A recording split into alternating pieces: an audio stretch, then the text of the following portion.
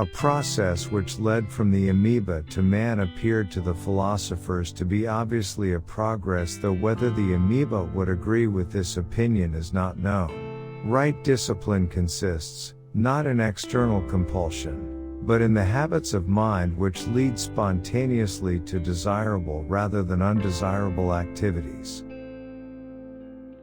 Admiration of the proletariat, like that of dams, power stations, and aeroplanes, is part of the ideology of the machine age.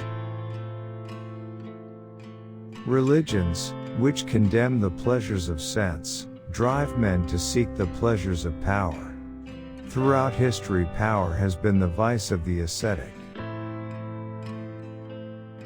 It is preoccupation with possessions, more than anything else, that prevents us from living freely and nobly. Italy, and the spring and first love altogether should suffice to make the gloomiest person happy. None but a coward dares to boast that he has never known fear. To acquire immunity to eloquence is of the utmost importance to the citizens of a democracy. Almost everything that distinguishes the modern world from earlier centuries is attributable to science, which achieved its most spectacular triumphs in the 17th century. The place of the father in the modern suburban family is a very small one, particularly if he plays golf. The true spirit of delight, the exaltation, the sense of being more than man, which is the touchstone of the highest excellence, is to be found in mathematics as surely as poetry. A truer image of the world, I think, is obtained by picturing things as entering into the stream of time from an eternal world outside, than from a view which regards time as the devouring tyrant of all that is. Against my will, in the course of my travels, the belief that everything worth knowing was known at Cambridge gradually wore off. In this respect my travels were very useful to me. Aristotle maintained that women have fewer teeth than men.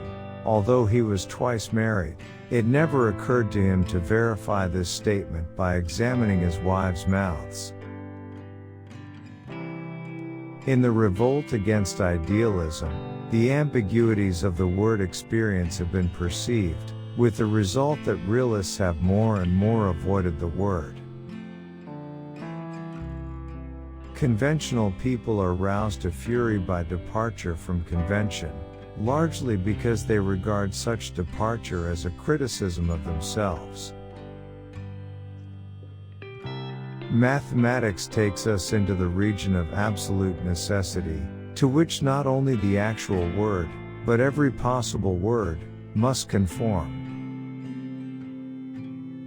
Next to enjoying ourselves, the next greatest pleasure consists in preventing others from enjoying themselves, or, more generally, in the acquisition of power.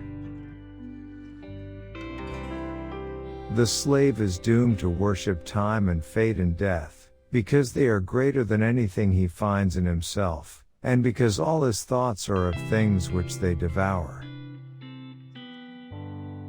The universe may have a purpose, but nothing we know suggests that, if so, this purpose has any similarity to ours. Liberty is the right to do what I like, license, the right to do what you like.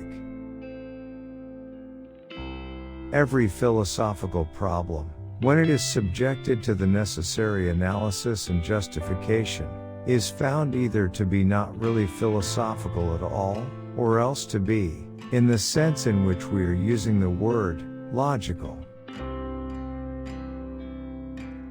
Ethics is in origin the art of recommending to others the sacrifices required for cooperation with oneself. When the intensity of emotional conviction subsides, a man who is in the habit of reasoning will search for logical grounds in favor of the belief which he finds in himself. So far as I can remember, there is not one word in the Gospels in praise of intelligence. Dogmatism and skepticism are both, in a sense, absolute philosophies. One is certain of knowing, the other of not knowing. What philosophy should dissipate is certainty, whether of knowledge or ignorance. Why is propaganda so much more successful when it stirs up hatred than when it tries to stir up friendly feeling? We are faced with the paradoxical fact that education has become one of the chief obstacles to intelligence and freedom of thought. Thought is subversive and revolutionary, destructive and terrible. Thought is merciless to privilege, established institutions, and comfortable habit. Thought is great and swift and free. I think we ought always to entertain our opinions, with some measure of doubt. I shouldn't wish people dogmatically to believe any philosophy, not even mine. Both in thought and in feeling, even though time be real, to realize the unimportance of time is the gate of wisdom. Man is a credulous animal, and must believe something. In the absence of good grounds for belief, he will be satisfied with bad ones.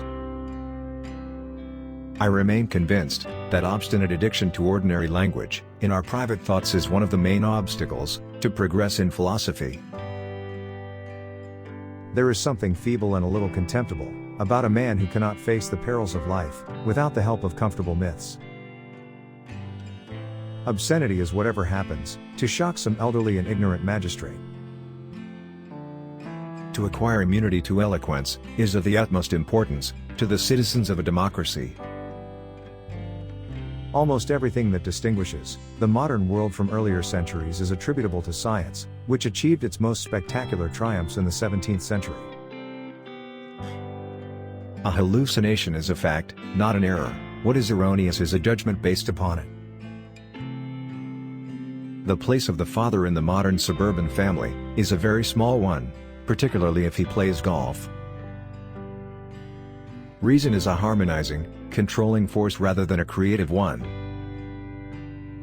Neither a man nor a crowd nor a nation can be trusted to act humanely or to think sanely under the influence of a great fear. If any philosopher had been asked for a definition of infinity, he might have produced some unintelligible rigmarole, but he would certainly not have been able to give a definition that had any meaning at all. Conventional people are roused to fury by departure from convention, largely because they regard such departure as a criticism of themselves.